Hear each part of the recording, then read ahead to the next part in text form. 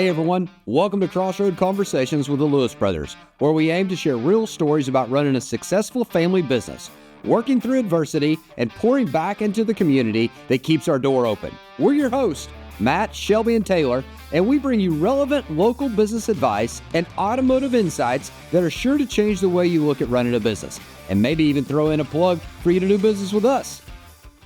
Well, leadership to me is all relationships. It's a lot. It depends how you define leadership. But as far as from the youth team, what I look for in a leader is somebody that's doing it without the designation. Like they're the de facto leader. People look to them. Sometimes it correlates to like who's the fastest, but that is absolutely not a requirement to be the leader. Leader is somebody, and I've had multiple captains of the team that have all been incredible and are still incredible. But as far as designating somebody, I go off my gut feel and watching the team interact with them. You know, they're showing up, they're doing the work, they're not looking for all the glitz and glam. They care about the individual athletes. They're curious, they know the team. You know, they know them not at surface level, but they know them, right? They care about them.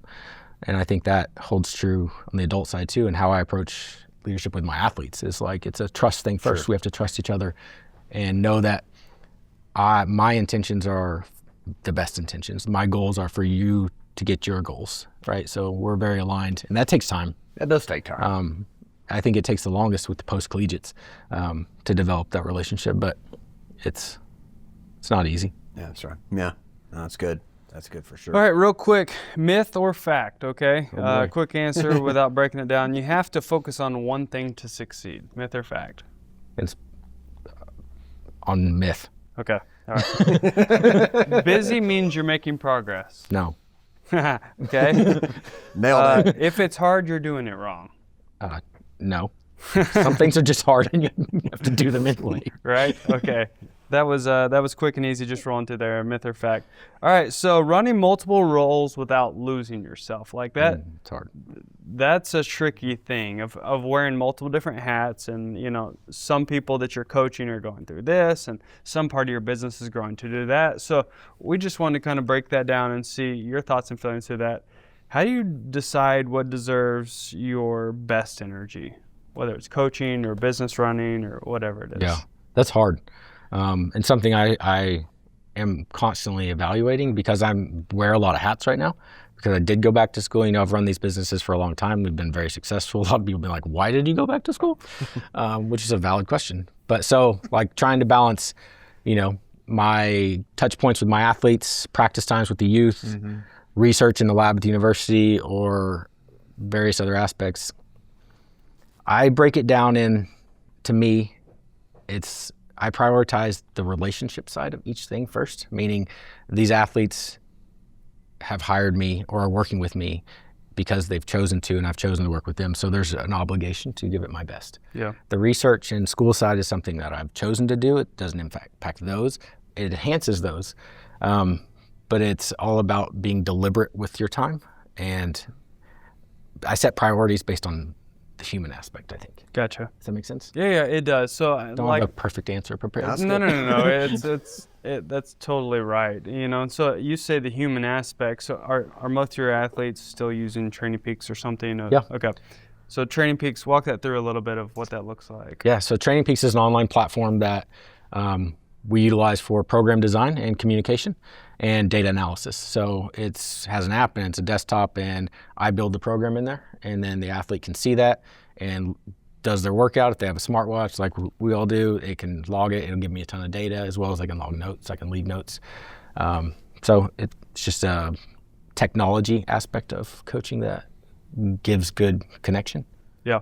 So what I've learned about Training Peaks and being on and off of it, it allows you to be a nerd of a coach, of really be into running, biking, or swimming based on a certain metric of exertion or feel or in this zone. And so then you get to put it into layman's terms, but then the technology allows that to translate over. And so then that's where the athlete, a lot of type A mentality people, get to go run that training, and then it reports back to it. And then that's probably where you get to check back in and put some energy. Hey, how did your run feel? I saw your file. like, hey, that was a big effort. How was the swim? You know, whatever it was to the kids. Do you see that a lot, that there's conversation over? Yeah, I mean, it's athlete dependent. Some athletes are super into it and want to talk about it all the time. Other athletes like tell them, like, shut up, Shaun. Yeah. Like, Yeah. I got okay? it done. Yeah. I got it done. So it's very athlete dependent, but Yeah. yet, I mean, it is there and it's a great tool. And, you know, with some data is really important on an acute setting. So like in the immediate, most of that data is good chronically, like over time. Yeah. So it is a very good tool. Well, I know my watch would keep beeping when you would write the thing in Training Peaks that I wasn't going fast enough. I don't know what the rest of it showed, but I was like, Shelby, we're not in the zone right now. I We can't gotta go move any up. faster. I can't Sean, go I any don't. faster. You put this number in here, and So I'm not. that was the physically- difference of I'm getting out there, getting it, giving it the best I can. And I would generally, like 5 minutes before it was time, I would look at it as like, oh, this is going to suck. I just thought we had 10 miles, but this is 10 miles pretty hard. And I was like, all right, well, good luck to you. I'm going left, you go right. You know? Yeah. It's like, no, Nope. you go this way. Come on. It was where Matt was nerding out on details. It's like 6:15 to 6:45. I was like, yeah, I'll see you tonight at 6:15 or 6:45. I was like, no, running, go.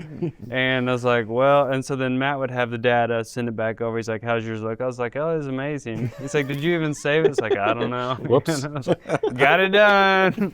So there's definitely personality of all the metrics, but of it, and the fitness apps have learned this, right? Whether it's a Garmin or it's a Strava or a Training Peaks. Training Peaks is by far has the most, we'll call it biometric, I'm gonna be wrong, but Metrics. all the data of the metrics. Strava makes it more of a social style file, but it gets like a fitness and a freshness or whatever it is, but it gives you that longevity to see, am I getting better or am I just beating my head up against the wall and not getting any better, you know? And we definitely see that, right? Yeah. Kind of across the It can help. board of, You got to remember though, like data is only as good as the data, right? Or interpretation. Yeah. How much data you have. Almost everybody probably has their Garmin tell them they're unproductive or whatever it is on a daily basis, right? And that's only using the data it has, right? It's algorithms and math. Those make sense on a big population level, but it may not make sense on the acute to you. So, you know, it could say your fitness is improving, but it has, you know, or your fitness is not improving, but you only wear your watch at XYZ. Yeah. So I'd say take all of the things with a grain of salt and always take a big picture, 30,000 foot view. And how do you feel? yeah. Like there's really no better metric than your perception. Like how are you feeling? How are your clothes fitting if there's goals like that? How are you running? You know, how are your local routes that you do on a regular basis? How do they feel by comparison to what you normally do? These are all very good metrics. That's a lot of like seat of the pants. How do you feel? You know, how did it feel? You know, like we've ran that same route or we've ran that same pace and that distance. Was it easier? Was it harder? What did you run the day before, the day before, the day before that? You know, and figuring that in.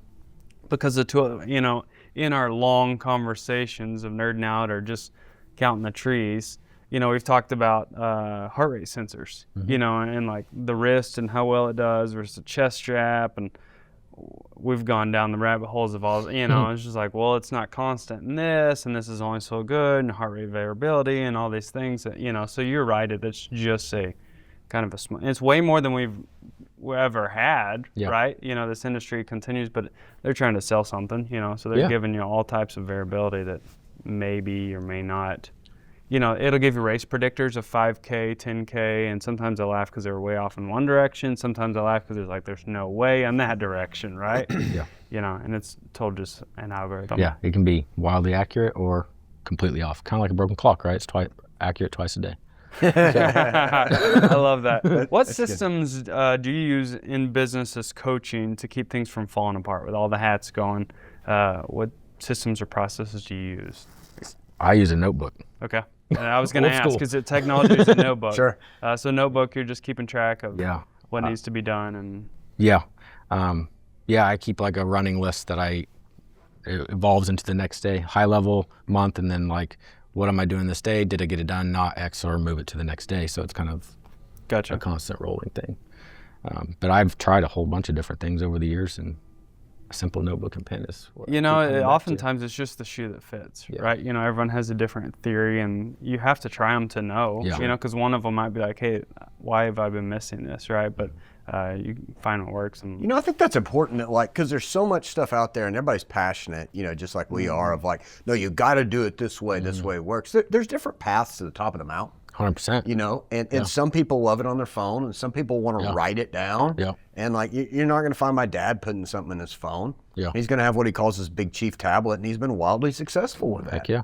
And it's, I remember early on, Shelby, I don't know if you remember this conversation, we might have been at your house doing, I don't know if it was a VO2 max or a FTP test or something. And we asked you like, hey, what's the best shoe to run in? Oh, yeah. And you're like, well, you know, it's independent to each person. Yeah. And, you know, probably what works for me is not going to work for you. Yeah. You know, and I think it's the same thing when you're talking about how do you structure yourself. Yeah, for sure. Same with like program design. Just because, you know, I write your program doesn't mean Bob down the road can't write a program for you and he has zero education, you know, he's a farmer or something. It might be, you might get better results. Yeah. Like unlikely statistically, right? There's nuance, but like I'm saying, there's multiple ways for things to be done in all areas. so how do you think, whether it be you or your coaches or people that you've used in the business, how do you keep them from burning out when juggling all the roles? I don't know. That's a tough one. Right? Yeah. They all, I mean, our coaches that work for our team love it. And the coaches we have are youth coaches. So one, we have a constant evolution of new kids. So there's new personalities a lot. And then it's also like, you get to see these kids grow and develop and change. And it happens at a fast rate. Kids change fast. They adapt fast, right? I will do something with my own son one night and I will be sore. He will not be sore. And he worked harder. So their ability to adapt is fast. So seeing that, I think, keeps it interesting. Yeah. And then also the relationships you build, because our kids oftentimes, like if spring break or summer break, we'll have 15 college runners show up at our practice because they're all back in town. Yeah. And they're connected to the program still. So I think our coaches love what they do.